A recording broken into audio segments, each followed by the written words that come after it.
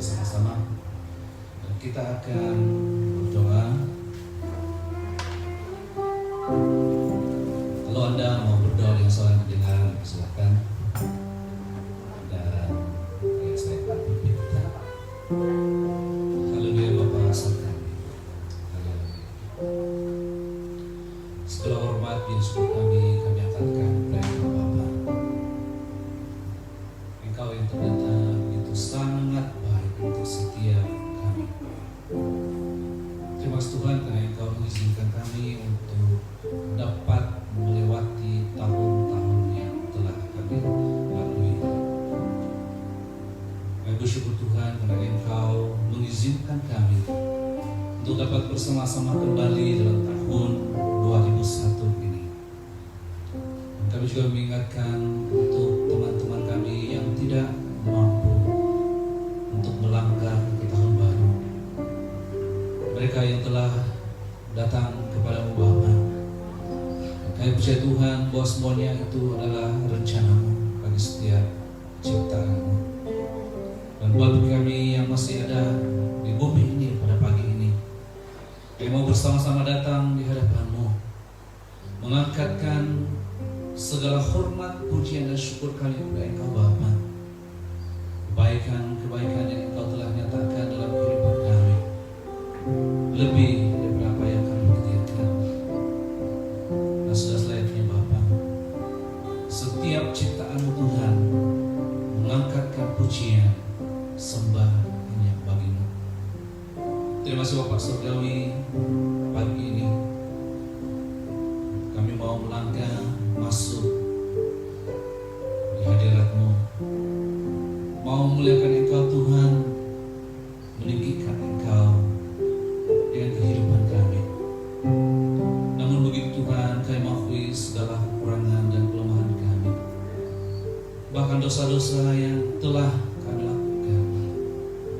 Kami mau letakkan semua itu di bawah kaki salib-Mu. Engkau yang menyucikan, menguduskan setiap kami. Spesialnya Tuhan, kami dapat melangkah dalam kehidupan kami ini hari demi hari dengan beban yang telah dilepaskan, dan kami melangkah dengan gagah di dalam Engkau. Kami tahu Tuhan dan kami mengerti sekali bahwa kehidupan ini bukanlah suatu hal yang mudah bagi setiap anak-Mu. Kami janji Tuhan yang Engkau akan menolong kami untuk menghadapi setiap perintangan dalam kehidupan kami. Terima kasih Tuhan untuk pengorbanan-Mu. Terima kasih Yesus untuk darah yang telah tercurah, yang telah menyucikan setiap anak-anak-Mu, yang melepaskan kami daripada kutuk dosa, daripada cengkaman ataupun belenggu kuasa-kuasa kegelapan si iblis. Dalam pada saat Tuhan kami dapat bebas untuk memuji dan memuliakan nama-Mu.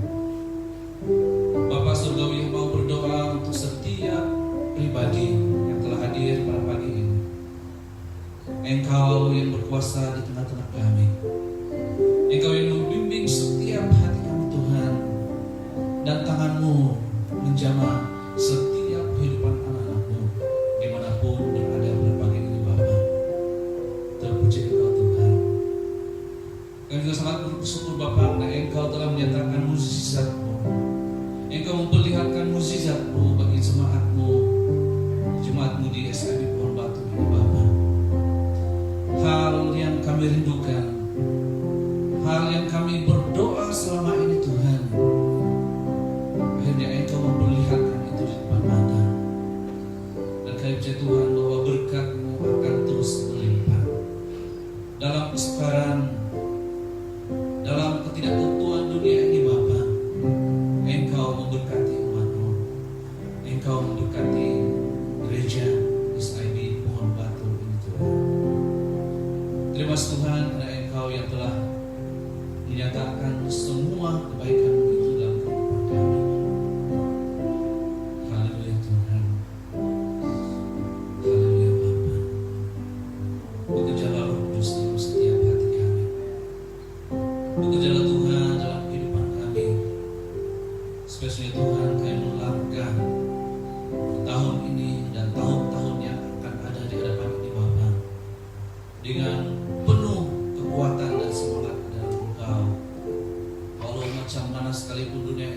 untuk menghalang-halangi kami. Tapi Bapa, Engkau adalah kuasa yang lebih besar. Haleluya Tuhan, haleluya. Segala kuasa kegelapan Engkau hancurkan, jauhkan dari kami. Dalam nama Yesus. Haleluya. Mari saya bawa Tuhan yang sama-sama dengan saya. Kita percaya bahwa tahun ini adalah tahun yang mungkin tidak menentu bagi kita. Kalau bagi kamu yang mungkin lebih hebat pembacaannya dan benar membaca tentang tulisan Nostradamus, gitu. Di mana dia telah dia membukukan dia prediction. Ini sangat jauh pada masa lalu. Nostradamus saya tidak tahu dia betul-betul dia itu adalah seorang yang dikuasai oleh Roh Kudus atau tidak, tapi dia adalah seorang yang mengakui bahwa Allah itu ada. Nah, itu satu. Dan Nostradamus mengatakan dalam tulisannya pada tahun 2021 itu merupakan satu tahun yang sukar. Itu yang dituliskannya. Tapi bagi kita sebagai anak Tuhan yang percaya, macam mana sukar sekalipun menghadapi Tuhan dari pihak kita. Amen. Yesuslah yang telah mengorbankan segala keberadaannya untuk menyelamatkan kita dan memenangkan kita. Dan itu yang kita aminkan dalam kehidupan kita. Bukan kau cakap bahwa kalau kita itu percaya Yesus, dan segala sesuatu itu mudah. Tidak. Bahkan semua murid-murid Tuhan Yesus sendiri matinya itu tidak ada yang dia cakap absolut mati sakit, kan tidak. Mereka hampir semua mereka itu mati di dunia. Dan ini kita anak-anak Tuhan pada waktu ini yang percaya Yesus. Jadi kita kena lebih orang sebut lebih realistik dalam kehidupan Kristen kita. Sebab itu ada realitinya, kan? Haleluya. Kita angkat pujian kita pada pagi ini. Sebab sudah setahun kita lalui itu begitu baik sekali. Kita katakan itu baik sebab kita masih ada di sini pagi ini. Bagi saya semua itu adalah berkat Tuhan. Kita berada di sini juga adalah semua tentang kebaikannya. Dan sudah selain segala hormat, punya syukur itu hanya bagi Allah kita. Amen.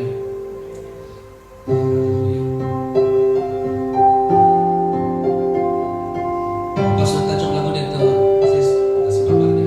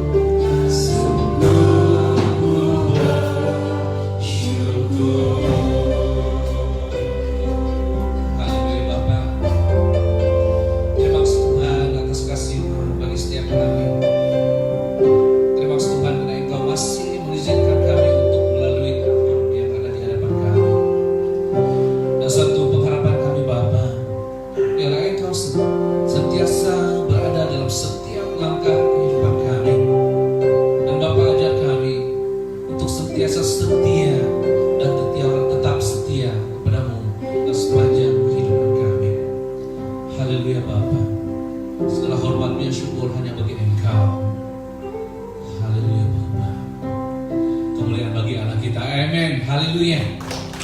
Puji Tuhan. Kita teruskan pujian kita. Kita boleh juga terus bagi persembahan lah. Ya. Tuhan berkuasa. Mungkin ini lagu sudah sangat lama. Saya tanya kita punya anak muda kemarin, pernah dengar atau tidak? Tak pernah juga. Tidak pernah dengar. Maksudnya kan memang sudah terlalu lama. Bagi kita yang sudah berumur mungkin kita masih ingat. Tuhan berkuasa. Kita istiharkan bahwa Allah yang berkuasa dalam kehidupan kita. Allah yang berkuasa dalam segala sesuatu yang kita lakukan. Amen.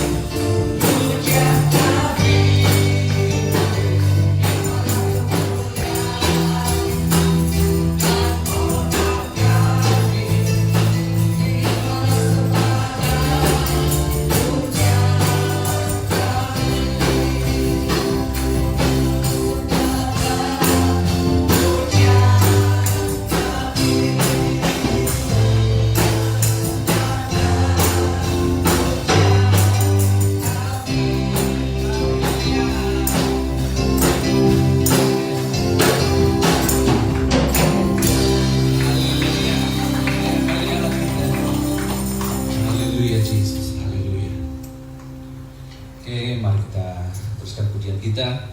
Mari kita mendengarkan firman Tuhan pada pagi ini. Haleluya.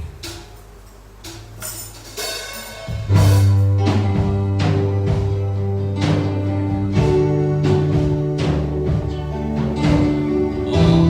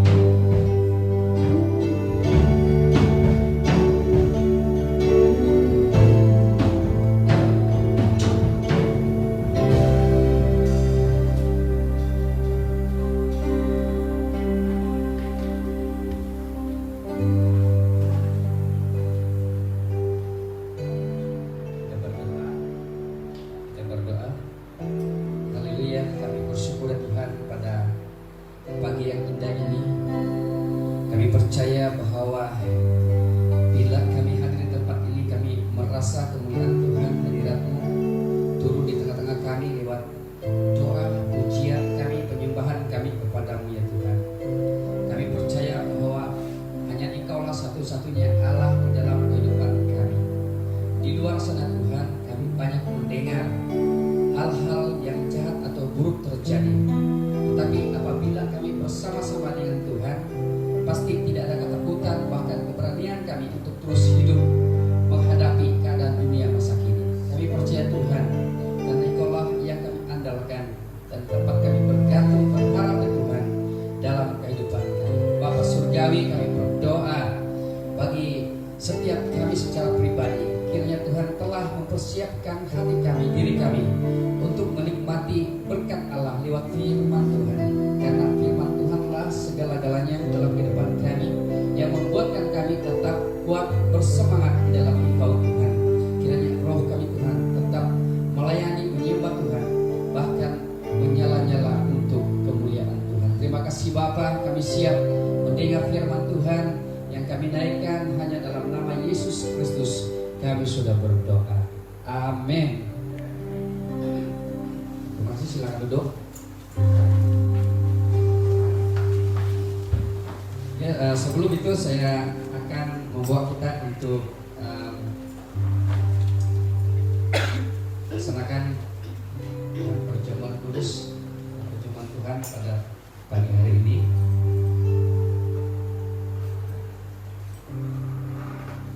Yang terdapat di dalam Injil Matius 26 ayat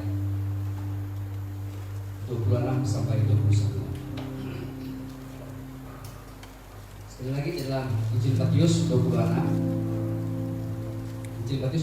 ayat 26. Dan ketika mereka sedang makan, Yesus mengambil roti, mengucap berkat, memecah-mecahkannya, lalu memberikannya kepada murid-muridnya dan berkata, ambillah, makanlah, inilah tubuhku. Sesudah itu ia mengambil cawan, mengucap syukur, lalu memberikannya kepada mereka dan berkata, minumlah kamu semua dari cawan itu. Sebab inilah darahku, darah perjanjian yang ditumpahkan bagi banyak orang untuk pengampunan dosa. Akan tetapi aku berkata kepadamu, mulai dari sekarang aku tidak akan minum lagi hasil pokok anggur ini sampai pada hari aku meminumnya, yaitu yang baru, bersama-sama dengan kamu dalam kerajaan Bapa. Oke, pada pagi hari ini saya akan menjelaskan mengenai dengan apa yang kita lakukan pada pagi hari ini sebagai suatu ucapan syukur. Sebagai satu ucapan syukur kita kepada Tuhan, di mana kita sudah menikmati masuk hari yang ketiga pada tahun yang baru ini. Sudah tentunya kita dihidangi dengan berkat-berkat Tuhan, terutama firman Tuhan yang sungguh dan amat menguatkan kita selama ini. Walaupun banyak hal-hal yang kita hadapi, terutama kesukaran, kesulitan, mungkin penyakit sekalipun, tetapi kita percaya bersama bahwa Tuhan Yesus tetap memberkati kita. Apa yang kita baca dalam ayat yang telah kita renung atau baca sebentar tadi adalah pada waktu Yesus akan menghadapi penderitaan, apa yang dia lakukan? Saya pikir ini yang juga kita lakukan adalah kita mengucap syukur atas berkat yang diberikan Tuhan kepada kita, atau kita mengucap syukur atas berkat melalui kehendak Allah di dalam kehidupan kita. Melalui teks ini tidak ada yang kita nampak berkat apa itu, tetapi apa yang kita lihat sebagai orang Kristen, seharusnya kesusahan atau penderitaan itu menjadi bahagian berkat bagi kita. Karena itu akan membuatkan kita untuk terus diberikan semangat, atau kita harus menyemangati atau terus bersemangat untuk bersama-sama dengan Tuhan. Jika kalau saja kita menerima berkat yang indah daripada Tuhan, pasti melalui penderitaan itu, itulah iman kita senantiasa diuji, dan maka dengan itu, itulah berkat yang ada pada kita karena kita masih bertahan. Kan? kembali kepada teks ini bahwa inilah yang pasti dan akan dicapai, yang akan dinikmati oleh setiap kita, sebab kita adalah anak-anak Tuhan. Oke. Minta kalian turun.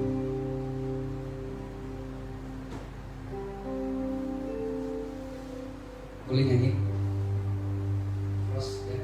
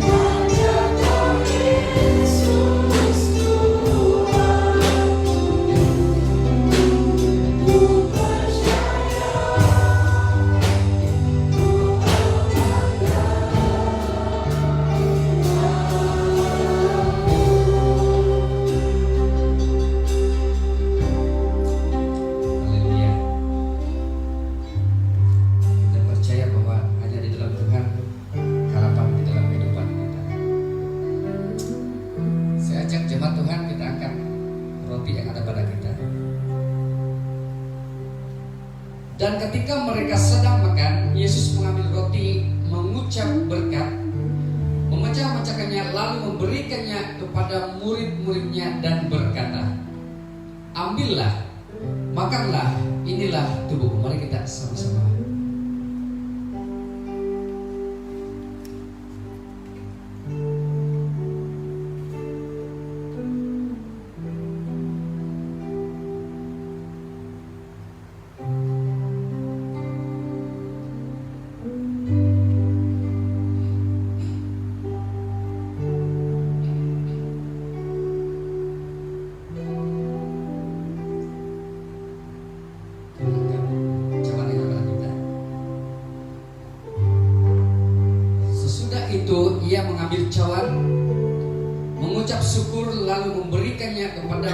surga dan berkata, minumlah kamu semua dari cawan ini, sebab inilah darahku, darah perjanjian yang ditumpahkan bagi banyak orang untuk pengampunan dosa. Mari kita sama-sama.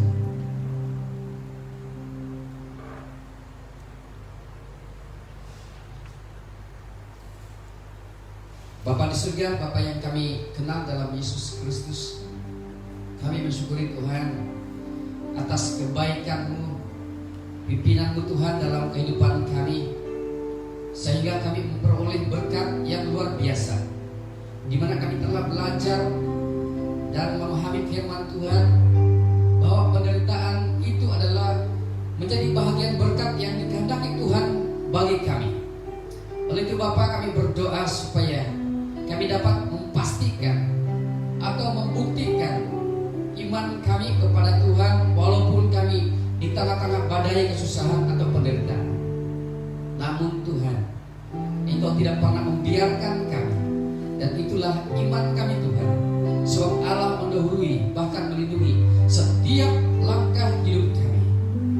Berkati kami Tuhan, karena pada hari ini pun Tuhan, kami dapat bersyukur kepadamu, sebab pada waktunya kami melaksanakan perjamuan kudus ini, kami tetap mengingati Tuhan berkorban untuk setiap kami. Haleluya.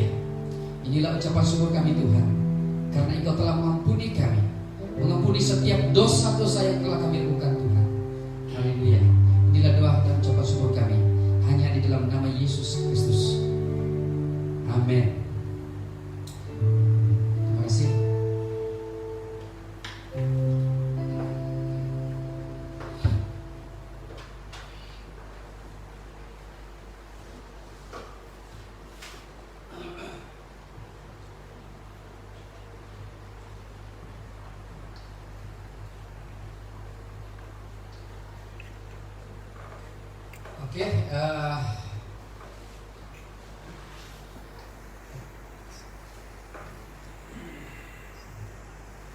Oke, shalom dan selamat pagi semua. Apakah ini keadaan kita pada 2021 ini? Saya tengok banyak kursi yang kosong. Apakah ini menjadi satu petanda yang baik atau buruk? Saya tidak tahu. Oke. Tema yang kita pelajari untuk dalam 1 bulan ini persiapan bagi kami lah sebagai Bapak Tuhan yang melayani kita di mimbar ini, menyampaikan message atau firman Tuhan yang harus kita pelajari bersama untuk memberi pertumbuhan, kekuatan, bahkan kehidupan di dalam iman kita. Yaitu saya membawa kita dengan tema firman Tuhan tentang mengucap syukur atas segala kebaikan Tuhan. Oke, mengucap syukur atas segala kebaikan Tuhan. Oke, ini mana sudah? Oke, kita lihat dalam 1 Tawarik. Mana sudah? Hilang sudah. 1 Tawarik pasal 16 atau bab 16 ayat 7 sampai 36.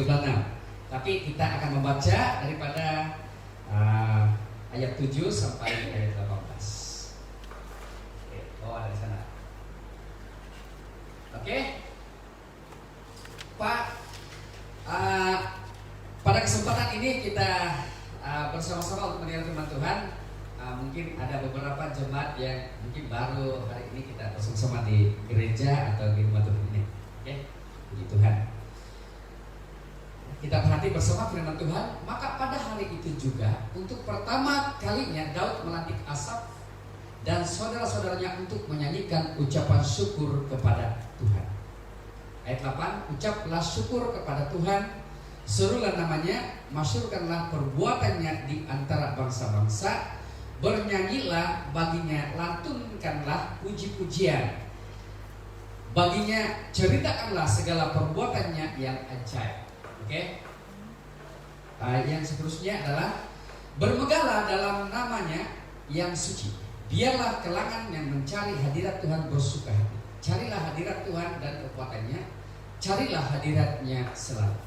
Ingatlah perbuatan-perbuatan ajaib yang dilakukannya, segala mukjizatnya dan hukuman yang difirmankannya. Wahai keturunan Israel, hambanya, wahai Bani Yakub, segala orang pilihannya. Oke? Ayat 14. Dialah Tuhan Allah kita, hukumannya berlaku di seluruh bumi. Dia mengingat perjanjiannya untuk selama-lamanya, juga firman yang diperintahkannya kepada 1000 keturunan, yaitu perjanjian yang diikatnya dengan keturunan Abraham dan sumpahnya kepada Ishak. Oke? Ayat 17, dia meneguhkannya bagi Yakub sebagai ketetapan dan bagi Israel sebagai perjanjian kekal. Firman-Nya kepadamu akan dikurniakan tanah Kanaan sebagai bahagian harta pusaka. Oke? Kita melihat, kita melihat sejarah daripada kitab ini dengan maksud Tawarik ini adalah sejarah. Bukan susah. Tawarik itu adalah sejarah di mana menceritakan bagaimana bangsa Israel mengembalikan tabut perjanjian Allah ke Yerusalem dalam pimpinan Raja Daud pada ketika itu. Yang kedua, dalam sejarah ini atau dalam pembacaan kita sebentar tadi menyentuh tentang penyertaan Tuhan kepada bangsa Israel, juga cabaran-cabaran atau halangan-halangan bagi bangsa Israel ketika mereka membawa tabut perjanjian Allah itu. Dan seterusnya kalau kita membaca sebelum dan selanjutnya daripada teks yang telah kita baca, bahwa ada seorang pembawa tabut itu telah mati. Sebab sangkanya adalah pada waktu mereka menyeberang sungai Yordan itu, tabut itu hampir terjatuh. Dan pada waktu itu seorang bernama Uza, dia telah berusaha untuk bekerja menyambut sehingga tidak jatuhnya sebenarnya tabut itu. Tapi apa yang terjadi? Malapetaka terjadi kepada dia. Itu menandakan bahwa bukan dia melakukan itu untuk tujuan sebenar, tetapi Tuhan bukan seharusnya ditolong seperti itu, karena tabut itu menunjukkan kehadiran Tuhan. Sebenarnya tabut itulah Tuhan berjanji kepada Abraham bahwa tabut itu adalah menunjukkan atau menggambarkan kehadiran Allah di tengah-tengah bangsa Israel. Dan selain itu menjadi suatu gambaran dalam kitab Injil tentang kehidupan Kristus, di mana pada waktu Kristus hidup, dia telah bersama-sama dengan orang ramai, orang yang tidak mengenal Tuhan, orang yang percaya kepada dia pun, bahkan murid-muridnya, dia tetap bersama-sama. Namun di sebalik penyertaan Tuhan, baik kuasa Tuhan ditunjukkan, tetapi pada waktu itu, seperti apa yang telah kita lakukan atau laksanakan sebentar tadi, adalah Yesus juga tidak terkecuali daripada penderitaan. Kalau kita melihat pokok pembahasan, di dalam teks ini adalah lebih kurang 70 tahun ditulis, selama lebih kurang 70 tahun. Bermakna pada waktu itu sejarah ini ditulis pada waktu orang Israel di dalam tawanan orang-orang Babel atau bangsa Babel. Karena pada waktu mereka ditawan adalah selama 70 tahun inilah kitab ini telah ditulis. Mungkin ditulis oleh Ezra atau Nabi Ezra. Kita kenal Nabi Ezra kan? Atau ditulis oleh seseorang imam dalam penawanan pada ketika itu. Bangsa Israel juga membawa tabut perjanjian Allah ke Yerusalem, karena di mana Tuhan berjanji dan berfirman kepada bangsa Israel, tabut itu harus ditaruh atau disimpan atau di ialah bena satu kemah atau bait Allah, supaya tabut itu disimpan di sana. Kita melihat bahwa Yerusalem adalah juga dalam Wahyu digambarkan sebagai surga, kan? Nah, yang ketiga, pokok pembahasan yang ketiga adalah mengenai dengan rancangan oleh bangsa Israel yang dipimpin oleh Raja Daud untuk membina rumah Tuhan. Pelbagai cabaran mereka tidak katakan bahwa kekurangan itu kekurangan ini, tetapi mereka hanya menuruti arahan Tuhan. Mereka hanya menuruti perintah Tuhan untuk membina, supaya bila mereka membina rumah Tuhan itu, disitulah tabut itu ditaruh atau disimpan. Dan seperti tadi adalah menyatakan kehadiran Tuhan, bermakna Tuhan senantiasa menyertai dengan mereka. Dan di dalam hal ketiga ini adalah supaya bangsa Israel itu dapat menyembah Tuhan, dapat mengingati Tuhan. Oke, yang keempat adalah pembinaan rumah Tuhan yang dipimpin Raja Daud. Kita melihat sebelum pembinaan itu bahwa Daud menunjukkan kehidupannya, pemerintahannya, keturunannya yang memerintah bangsa Israel pada ketika itu. Tetapi pembinaan rumah Tuhan itu adalah di selatan Israel, di selatan tanah Israel, yaitu di takhta Yehuda. Kalau kita lihat bahwa anak keturunan Daud, Salomo, anak yang kedua anaknya itu memerintah utara dan selatan, dibagi dua. Yang kelima, penegasan atau firman Tuhan ditegaskan tentang kepentingan tabut perjanjian Allah kepada bangsa Israel. Mungkin boleh aplikasikan ini dengan kita pada masa kini. Karena jika ketidaktaatan terjadi pada setiap orang atau pada setiap bangsa Israel pada ketika itu, pasti berlaku malapetaka. Ya? Disitulah mereka mendapat malapetaka. Malapetaka apa? Penyakit. Apa lagi? Kelaparan, kan? Pemerintahan atau politik, dan juga iman mereka. Bahkan ada banyak bangsa Israel dihukum, dan juga menunjukkan suatu kesadaran. Ya, poin atau pokok utama dalam pembahasan dalam teks ini adalah menyatakan kesadaran, pertobatan, dan pemulihan bangsa Israel dan Raja Daud sendiri.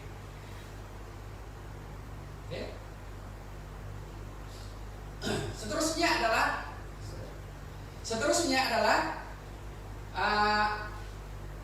bagaimana kita menyatakan atau mempraktikkan ucapan syukur kita kepada Tuhan. Pertama, kita harus belajar. Ada 3 poin yang kita pelajari pada pagi hari ini. Pertama adalah harus bersyukur senantiasa. Dalam 1 Tawarik 16:8 ayat 34. Oke, dalam ayat ini ucaplah syukur kepada Tuhan.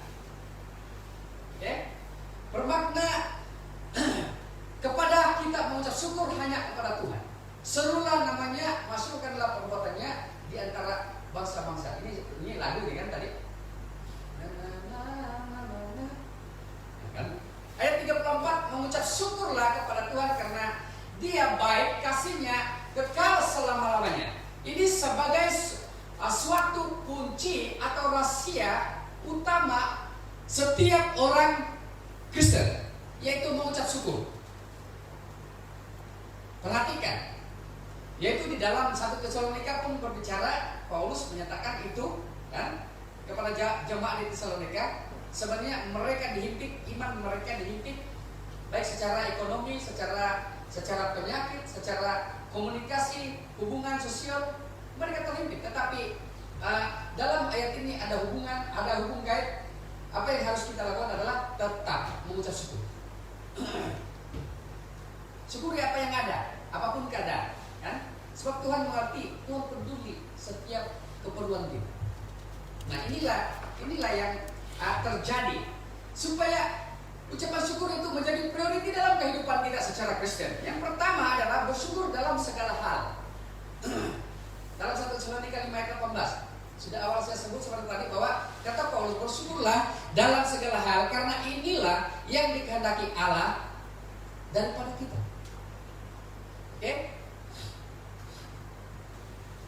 Itu saja yang Tuhan minta sebenarnya. Kan? Sebagai kita memperagakan itu atau menunjukkan itu kepada Tuhan, apakah ucapan syukur itu hanya terjadi pada waktu kita senang atau dikatakan nyaman? Atau pada waktu kita di dalam zone selesa? Kalau contoh sekarang pun dalam pandemi COVID-19 ini pun kita mau supaya setiap zone di Labuan ini ada 5 zone, kita mau supaya esok jadi zone hijau. Tidak juga, kan? Jadi kemahuan kita seperti itu. Tetapi rencana Tuhan lain daripada apa yang kita pikirkan. Nah, di dalam kita mengucap syukur dalam segala hal itu membuktikan iman kita kepada Tuhan. Bukan saja kita mengira, ya saya mengucap syukur bila saya diberkati, memanglah, kan? Pastilah, siapa juga tidak mau diberkati Tuhan. Tetapi pada waktu kita di dalam keadaan yang sulit atau sukar untuk kita mau menyatakan ucapan syukur itu, wah, itulah yang apa? Sebenarnya itulah ucapan syukur yang ori. Nah, menjadi suatu ucapan syukur adalah menjadi suatu sikap atau karakter kita di dalam Tuhan. Dan sekarang kita terlalu beralih kepada pandemi. Kalau dulu kan setiap kenaikan 20 sen, 40 sen itu harga minyak pun ini harga minyak sudah kita bingung pada tahun-tahun 2019. Kenaikan ini. Tapi pada waktu 2020 pandemik lupa itu segala kenaikan itu harga barang. Kan? Betul kan? Macam pada tahun 2020, sekarang 2021, kita tidak tahu lah apa kesimpulan yang terjadi di dalam kehidupan kita pada 2021. Kadang-kadang saya lihat dalam Facebook, di WhatsApp, kita mau supaya menjadikan tahun ini tahun yang lebih hebat, lebih ajaib, lebih baik. Wah, puji Tuhan. Baru 3 hari. Belum lagi 362 hari. Kita tidak tahu 362 hari yang berlaku. Baru 3 hari. Tetapi sebagai anak-anak Tuhan atau orang Kristen yang percaya, kita tidak tahu masa depan kita. Tetapi Tuhan berjanji Dia akan menyertai kita selama-lamanya. Sama ada pada waktu kita dalam zone hijau atau zone selesa, atau sama ada kita di dalam kesukaan. Kita harus pahami ini kan. Yang kedua adalah, mari kita lihat yang kedua adalah bersyukur karena kita diselamatkan. Diselamatkan ini biasanya orang berfokus, orang menanggapi bahwa di surga saja kita diselamatkan.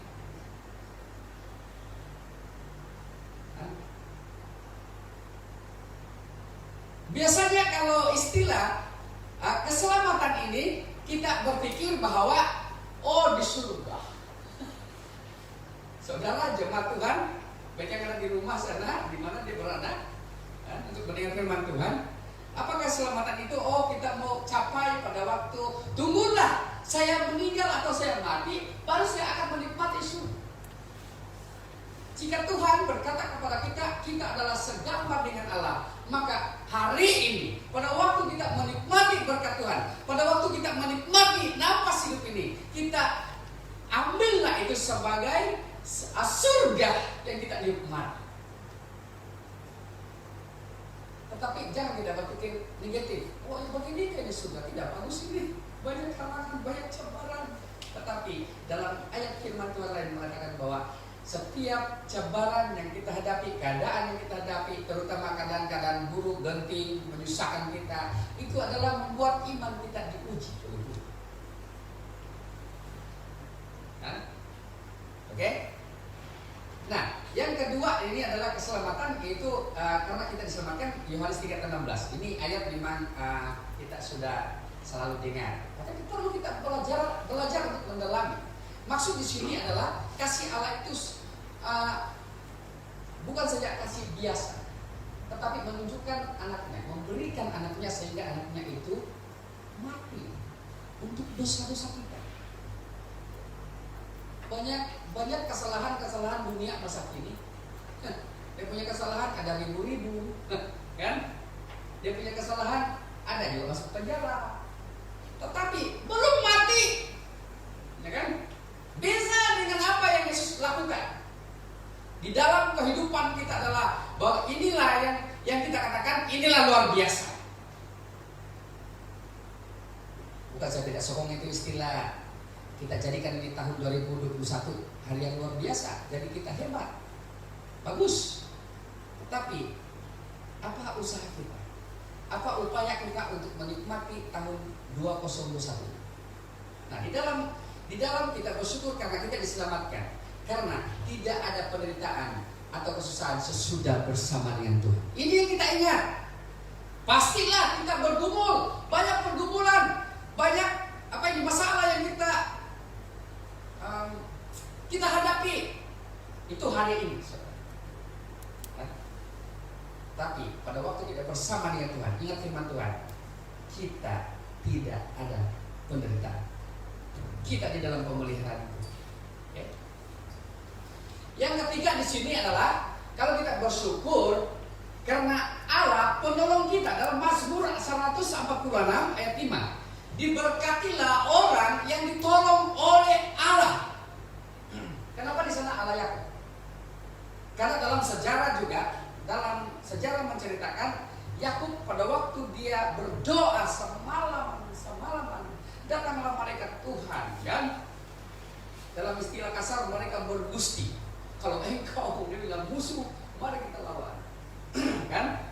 Itu mungkin cerita sebelum itu kan? Mereka bermusuh, mereka berlawan. Sebenarnya pergelutan mereka itu adalah menunjukkan Yakub pada waktu itu dia melihat itu malaikat Tuhan. Tapi apa yang Tuhan katakan, bila pergelutan itu tiada yang menang, tiada yang kalah, maka malaikat Tuhan itu sebenarnya Tuhanlah yang berbicara kepada Yakub, namamu bukan lagi Yakub, kan? Tapi karena engkau menang di dalam ujian Tuhan, maka namamu bukan lagi Yakub, Israel. Itulah cara punya sejarah. Okay? Nah, kita melihat di sini bahwa bukan saja diberkati orang yang ditolong oleh Tuhan, tetapi kita diberkati karena kita berharap kepada Tuhan. Selama ini saya percaya jemaat Tuhan atau dimanapun kita berada, pasti pengharapan kita utama sebelum kita melangkah keluar, sebelum kita bangun pun pasti Tuhan, terima kasih karena Engkau telah memimpin. Jadi ternyata pengharapan kita kepada manusia atau pertolongan kita daripada manusia itu sangat terbatas. Namun pertolongan Tuhan tidak akan berubah. Pertolongan Tuhan sudah kekal. Dari kekal sampai kekal. Itulah yang dikatakan di dalam Yohanes 3:16. Karena kasih Allah bermakna Tuhan sudah menolong kita dari kekal sampai kekal. Ingat ini. Oke, mari kita belajar minta tolong daripada Tuhan. Ada juga beberapa, bukan di sini. Ada beberapa anggota jemaat saya juga dulu. Pada waktu sehat ya bukan dalam menyembah Tuhan. Semangatnya itu bukan main. Hampir macam malaikat juga. Tapi pada waktu dia sakit, dia tidak cari Tuhan. Mana yang paling hebat yang kamu paham itu kan? Dia tidak pun cari panadol. Nah, saya perhatikan ini. Saya bukan macam menahan kita. Tetapi pada hari itu bila saya mendengar kesehatannya tidak seperti biasa. Saya menanggapi itu kesehatan secara tubuh tidak pernah berubah. Kesehatan secara rohani tidak pernah berubah. Oleh itu saudara, kita belajar mulai hari ini.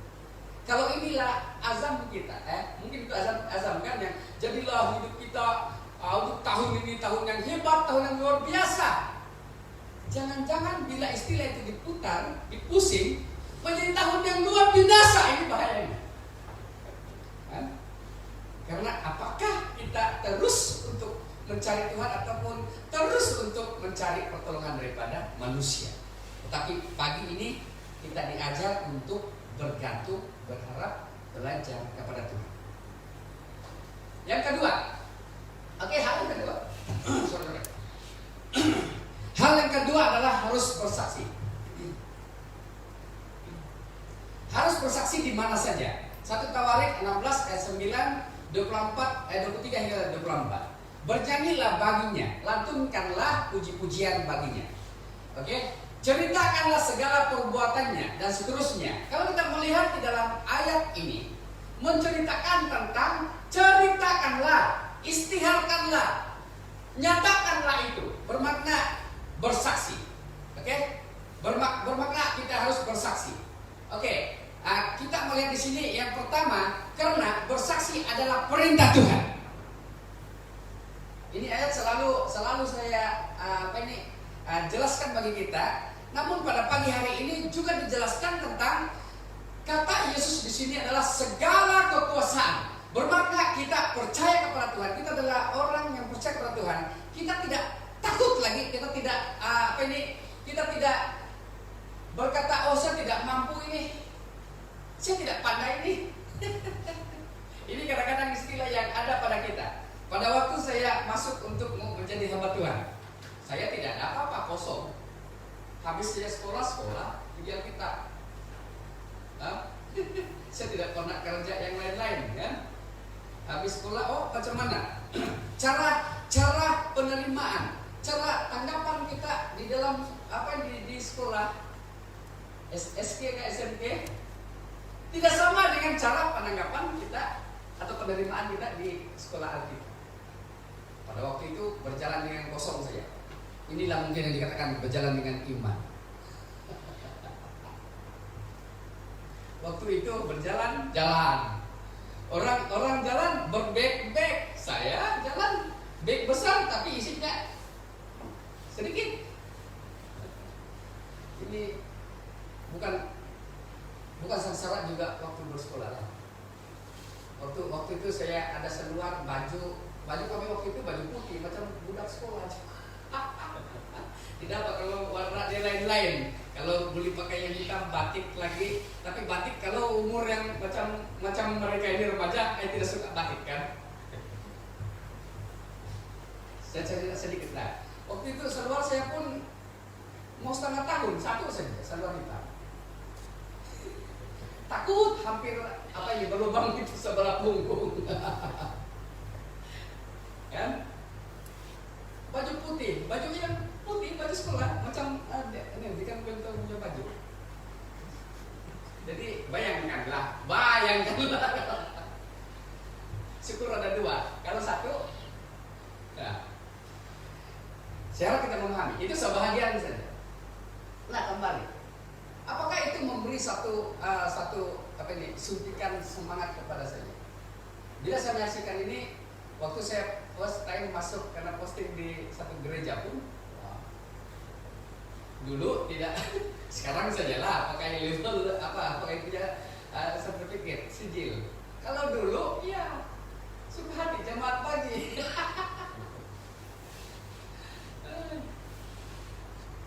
Jadi apa yang kita perhati di sini? Bila saya berpikir bahwa mungkinkah itu menjadi satu sejarah bagi saya untuk disuntik oleh firman Tuhan menjadi saksi. Maafkan saya, bukan saja mungkin kita berpikir ini pastor punya cerita ini mungkin bohong gitu ya, kamu cerita kita pastor Jimmy tidak tahu. Oke?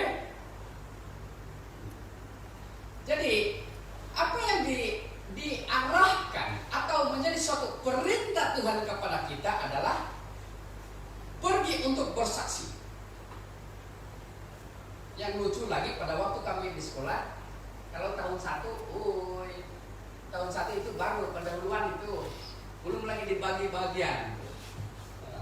Tahun 2 baru renungan, itu pun renungan pagi lagi. Setiap pagi ada chapel, maksudnya ada kebaktian pagi. Berapa? Jam 5. Kalau mau sediakan itu renungan pun tetap itu begagal lagi. Karena yang berada di depan kita bukan murid-murid saya, guru-guru. Nah itu suatu proses.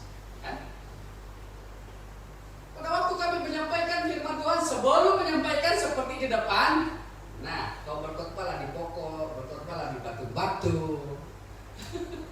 Apa benda yang di depan kau berkhotbahlah seperti manusia. Apa macam bodoh kan? Kalau praktek begitu. Nah, apa itu pengalaman sedikit lah. Oleh itu, setiap orang percaya adalah sebenarnya kita ini menjadi suatu tugas dan kewajiban, tanggung jawab kita. Tapi tidak samalah, jangan lagi bilang, mau sekolah dulu, baru macam si pastor pergi melayani bersaksi, tidak. Tetapi kata Yesus di dalam Matius 6, kita menjadi saksi terang dan garam dunia dimanapun kita berada. Bermakna bukankah kita sekalipun jadi pastor, tetapi Anda di mana-mana jadilah saksi. Nah, kesaksian yang kedua adalah bersaksi bersama dengan Tuhan. Kita diberi kemampuan, atau mungkin kita tambah di sini, kita diberi keberanian. Banyak orang tidak mampu, banyak orang takut untuk menyaksikan Yesus. Mari kita belajar untuk mau ada sikap terbuka kita. So, ada kemampuan. Tunjukkanlah sifat atau sikap-sikap Kristen kita di tengah-tengah. Mungkin kalau di sekolah tidak masalah kan. Pada waktu 2 tahun yang lalu saya dijemput, mereka kenal saya sebagai hamba Tuhan. Ini di sekolah kita di sini, ya sekolah kita. Sekolah ya kita selalu lewat tuh sekolah jauh, kan? Untuk berfungsi firman Tuhan. Oke, ini dalam Kisah Rasul 1 ayat 8. Kenapa kita diberi kemampuan oleh Tuhan atau keberanian? Sebab kita yang percaya telah. Ini janji Tuhan telah menerima. Kata akan di sana ada 2 kali. Ini menjadi janji Tuhan. Dia akan menyertai. Kita yang menerima Roh Kudus. Roh Kudus itulah yang mengerjakan keberanian, mengerjakan kemampuan kita untuk menyaksikan kebaikan Tuhan, untuk menyaksikan Tuhan itu kepada orang lain. Jadi kita mengucap syukurlah sebab Tuhan beri kita kemampuan. Oke? Yang ketiga, karena orang percaya harus melaksanakan kesaksian. Ini dalam Lukas. Oke, dalam Lukas 24 ayat 46 48. Dia berkata lagi, demikianlah yang tersurat bahwa Kristus telah menderita lalu bangkit semula daripada maut pada hari yang ketiga, dan kekabaran tentang pertobatan dan pengampunan dosa. Nah, kenapa kita harus melaksanakan kesaksian? Maksudnya tadi kita bersaksi dimanapun kita berada kan, kita menjadi saksi, kita diberikan keberanian. Artinya inilah yang harus kita laksanakan, yaitu kita mengkabar berita baik. Dalam Alkitab itu berita baik, karena apa yang kita ceritakan itu berita baik. Berita baik itu menunjukkan Yesus Kristus. Jadi Yesus berkata, firman Tuhan yang disampaikan tidak akan kembali percuma, kan? Tidak apa-apa. Hari ini kita memberitakan Yesus kepada orang lain, orang itu belum lagi mengenal Tuhan, tidak apa-apa. Jangan kecewa, jangan kecewa. Karena ada waktunya Tuhan akan menyentuh hidup orang yang telah kita beritakan firman Tuhan. Kadang-kadang begitu juga kan. Ada yang berapi-api, Biasanya hamba Tuhan juga, oh bila KKR, oh baru ya memang ada doa. Kalau Anda minta doa tidak ada masalah. Tapi itu urusan Tuhan kan? Itu urusan Tuhan daripada setiap pribadi. Pulang dengan harapan, dengan berkat daripada Allah. Oke? Rasul Paulus memperingati tentang hak dan kewajiban kita di dalam Tuhan. Ini dalam 1 Korintus 9 ayat 16. Namun demikian, aku tidak berhak untuk bermegah dengan menyampaikan Injil, karena kerja ini telah menjadi kewajibanku. Malangnya aku jika tidak menjalankannya. Jadi bahaya. Kemegahan kita bukan selain hal-hal ini, tapi kemegahan kita pada waktu kita menabur firman kepada orang lain. Artinya ini dalam hal penginjilan kan, kita menyaksikan Yesus kepada orang lain. Jadi kita diberikan kemampuan, kita diberikan Tuhan juga kita menjadi saksi, ya kan? Dalam Paulus mendorong jemaat-jemaat di Roma supaya di dalam Roma 12, Roma 12 ya 13, biarlah roh kita menyala-nyala, ya kan? Melayani Tuhan. Bagaimana roh kita menyala-nyala melayani Tuhan? Melayani Tuhan. Apakah kita menjadi seorang pemimpin saja baru kita menjadi seorang yang menyala dalam melayani Tuhan, atau bersemangat? Ya. Nambah ayat ini. Oke? Justru mungkin pada pemimpin itu lagi yang tidak bersemangat. Nah ini masalah. Ini dalam konteks, kalau dalam konteks gereja, bila pemimpin itu tidak bersemangat, bagaimana dia jemaat? Kan? Tapi sokongan padu dalam setiap anggota jemaat itu adalah penting sekali, kan? Supaya kita lah yang melaksanakan bersama-sama. Mungkin kita support melalui doa kepada pemimpin, mungkin kita support melalui keuangan, tidak masalah, kan? Atau hal-hal lain. Ini yang sangat penting. Perhatikan itu supaya ini yang dikatakan kita melangkah ke hadapan. Kalau kita tidak akan melakukan itu, memperhatikan itu, maka ini bukan lagi melangkah ke hadapan, tapi mungkin akan menoleh ke belakang, kata Paulus. Oke. Jadi kamu adalah saksi. Kamu adalah saksi segala perkara. Ingat, segala perkara. Perkara apa? Bukan saja untuk membangun iman jemaat, tetapi saksi di dalam segala perbuatan karakter kita. Oke. Yang ketiga, yang terakhir, harus berdoa senantiasa. Bagaimana kita mengucap syukur kepada Tuhan, ya, menyatakan ucapan syukur kita kepada Tuhan, kita harus berdoa senantiasa. Perkara ini sangat penting dalam 1 Tawarik 16 ayat 8 dan 35. Oke, boleh kita baca itu dalam 1 Tawarik ya. Yang pertama, karena doa adalah jalan berkat-berkat Allah. Bermakna doa landasan atau jalur, atau kalau istilah kita sekarang, doa adalah jalan raya berkat-berkat. Nah, kita melihat ini di dalam Matius 7 adalah sangat baik dan terbaik firman Tuhan ini, karena maksud saya bukan yang lain tidak terbaik, tetapi menjadi satu penuntun bagi kita, di mana kita akan menerima berkat-berkat Tuhan itu, yaitu mintalah dan kamu akan menerima. Oke? Bagaimana? Kadang kita minta, Tuhan belum jawab. Mungkin ada penjelasan firman Tuhan yang sudah juga saya sampaikan, karena itu mungkin dihalangi diri sendiri. Karena diri sendiri kita adalah masih ada masalah, itu dosa. Seperti seorang imam juga. Pada waktu kembali untuk menceritakan sedikit tentang tabut Allah. Tabut Allah itu disimpan di tempat maha kudus, seperti ini bagian ini. Jadi itu ada tabir di sana. Jadi pelayan-pelayan Allah atau imam-imam lain itu tidak boleh masuk. Hanya seorang saja yang masuk. Bahkan dalam 1 tahun hanya setahun sekali saja imam itu masuk. Lalu apabila imam itu datang, itu menghadap, dia harus diikat dengan tali. Diikat dengan tali dengan tali pinggang, kan? Apa tujuan dia? bila kira-kira lah kan, boleh bayangkan, bila imam itu masuk ke tempat Maha Kudus, baru para pelayan atau imam yang lain menarik. Oh, kalau dia ringan, ini imam masih hidup ini. Kan?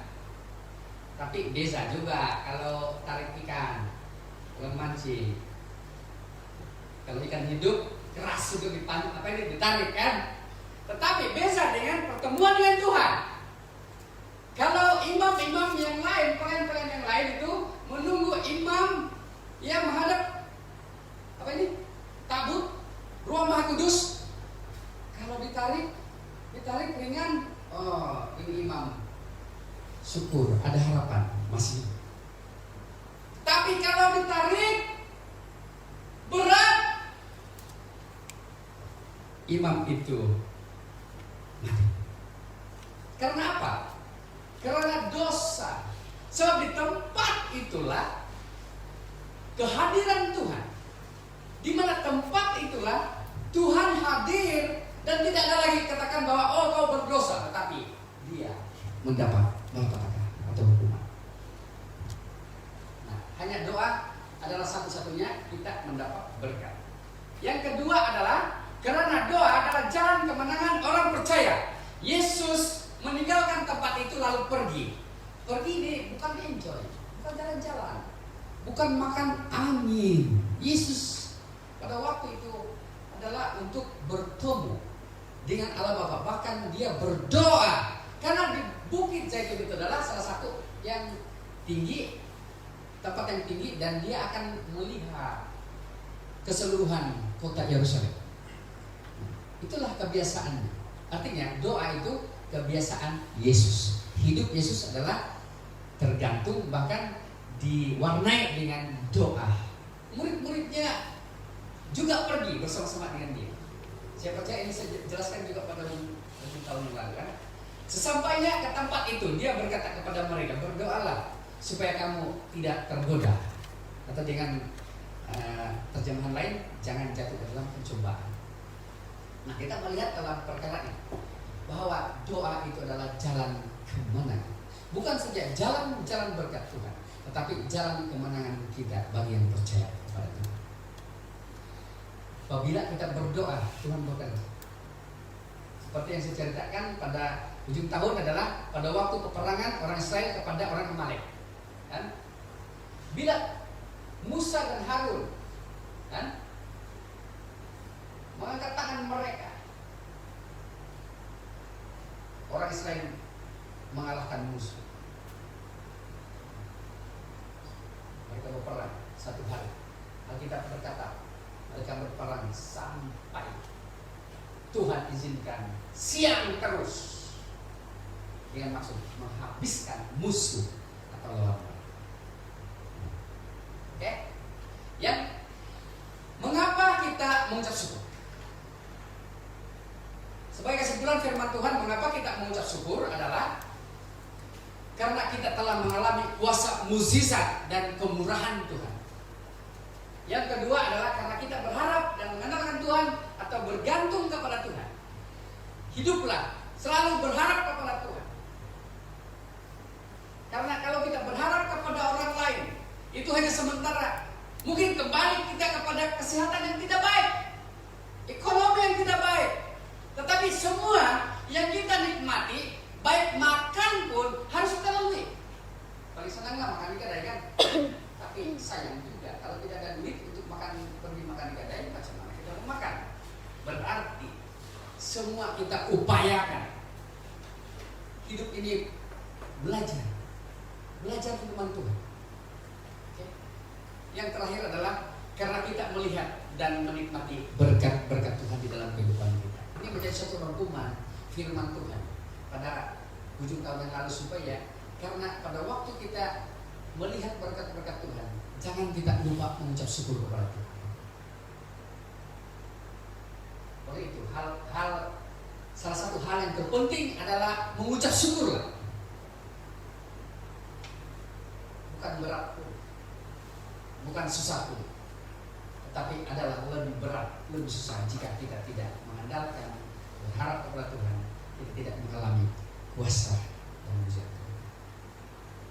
Tahun ini mari kita mau supaya terus mengalami kehadiran. Saya percaya pada waktu kita dikelilingi oleh segala keadaan yang tidak baik, bila Tuhan ada di dalam kehidupan kita, segala kuasa yang mencengkam kita selama itu akan dihancurkan oleh kuasa Tuhan hari ini. Mari kita berdoa. Terima kasih Bapa, kami mensyukuri Tuhan atas berkat dan kasih-Mu telah memimpin kami, menyertai ya Tuhan, untuk kami hidup memulai langkah kami pada tahun yang baru ini. Saya percaya Tuhan, dan kami yakin bersama lewat firman-Mu Tuhan mendidik kami, mengajar kami, bahkan di dalam Roh Kudus Tuhan senantiasa mendampingi dan menolong kami Tuhan, supaya segala firman Tuhan yang kami tidak pahami selama ini Tuhan, kami berdoa agar pada tahun ini kami dapat memahami arti kasih Allah lewat firman-Mu melalui pengorbanan Tuhan Yesus buat kami. Dan itulah hasil doa kami Tuhan, supaya kami senantiasa tetap teguh, sebab ada firman Tuhan, ada Yesus di dalam kehidupan kami. Bapa mau berdoa untuk setiap jemaat Tuhan yang telah mendengar, kiranya Tuhan terus bersama menyertai mereka. Apabila kami bergantung berharap kepada Tuhan, pasti segala hal-hal yang kami hadapi, kami mendapat kemenangan, dan kami mendapat Tuhan kejayaan, karena Allah di pihak kami. Tuhan ampuni kami, walaupun tak Tuhan pada tahun ini kami masih baru memulainya, tetapi biarlah pada hari-hari seterusnya Tuhan, kiranya kami mohon supaya ada kemenangan, kekuatan, semangat yang diberkati Tuhan, semangat untuk memberi, semangat untuk bersama-sama bersekutu ya Tuhan, persekutuan dengan antara satu dengan yang lain. Kami berdoa, berkati ya Bapak, supaya kiranya iman kami senantiasa dimurnikan oleh hal-hal, apabila Tuhan mengizinkan hal yang tidak baik itu berlaku. Tetapi kami berdoa, bila kami melihat, memandang Tuhan dalam kehidupan kami, pasti Tuhan terus memberkati hidup kami. Haleluya. Terima kasih Bapak, sertai kehidupan kami Tuhan hari ini, bahkan sampai Tuhan sudah datang. Bila doa dan ucapan syukur kami dalam nama Tuhan Yesus. Amin. Terima kasih.